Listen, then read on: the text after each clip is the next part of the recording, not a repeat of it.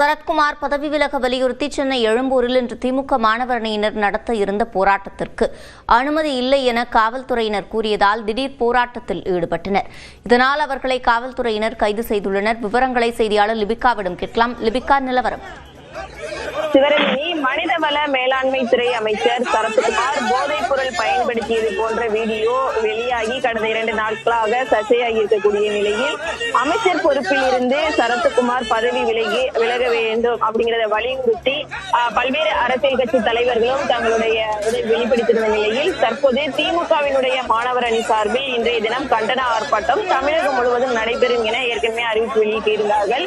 இந்த நிலையில் சென்னை எழும்பூர் ராஜரத்தின மைதானம் அருகே நடைபெற இருந்த காலை 9 மணிக்கு மேல் அந்த ஆர்ப்பாட்டம் அப்படிங்கிறது நடைபெற இருந்த நிலையில் திமுக அந்த மாணவர் அணி சார்பில் காலை முதலே ஆர்ப்பாட்டத்துக்கான ஏற்பாடுகள் அப்படிங்கிறது நடைபெற்று வந்தது. குறிப்பாக மேடை அமைப்பது, ஸ்பீக்கர் வைப்பது உள்ளிட்ட அந்த ஏற்பாடுகள் அப்படிங்கிறது நடைபெற்று வந்த நிலையில் காவல்துறையினர் திமுகவினுடைய அந்த மாணவர் அணியிடையே போராட்டம் நடத்தி அனுமதி இல்லை அப்படிங்கறத தெரிவிக்கப்பட்டு இங்க இது மாதிரி போராட்டம் நடத்தக்கூடாது அப்படின்னு இருந்தனர்.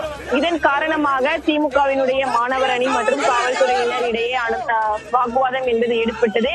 குறிப்பாக இன்றைய தினம் இந்த போராட்டத்திற்கு காவல்துறை சார்பில் அனுமதி அப்படிங்கிறது மறுக்கப்பட்டிருக்கின்றது. திமுகவினுடைய மாணவர் அணி சார்பில் அனுமதி கேட்டு நேற்றைய தினம் கடிதம் கொடுக்கப்பட்டிருந்த நிலையிலும் இதுவரை அனுமதி அப்படிங்கிறது காவல்துறை வழங்காததன் காரணமாக இந்த பகுதியில் போராட்டம் நடத்தக்கூடாது அப்படிங்கிறதை காவல்துறை முன்வைத்து இந்த வாக்குவாதம் அப்படிங்கிறது தொடர்ந்து நடைபெற்ற நிலையில் திமுக மாணவர் அணியை சேர்ந்த 20க்கும் மேற்பட்டவர்களை காவல்துறையினர் தற்போது கைது செய்திருக்கின்றார்கள். குறிப்பாக மேலும் இருக்கக்கூடிய அந்த ஸ்பீக்கர் மற்றும் மேடைகள் அமைச்சிருந்ததை அனைத்தையுமே தற்போது காவல்துறையினர் முழுவதுமாக நீக்கியிருக்கிறார்கள்.